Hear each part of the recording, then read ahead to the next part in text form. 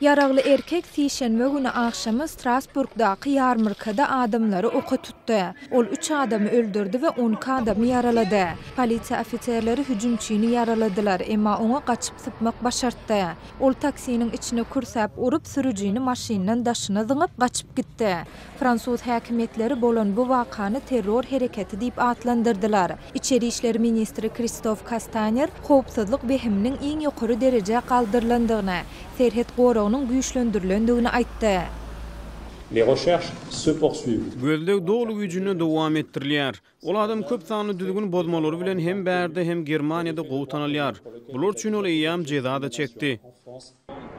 Yerli neşirlerin maglumatyna görä wakany amala aşyrmakda güman edilýän şüpheli 29 ýaşynda we onuň ady Şarif. Ol polisiýada radikal islamçy hökmünde bellige alynan. Ol sişenme güni ýerden tutsok edilmeli de, emma reýt mahalynda öýünde tapylmady. Castaner Strasburg'daky liseýleriň we mektepleriň çarşenme güni adaty düzgünde işlejekdigini, emma enatalaryň çağalary okuwa goýbermek meselesini özleriniň çözüp biljekdigini aýtdy. Christmas ýarmyrkalarynda goşmaçy gora goýuldy.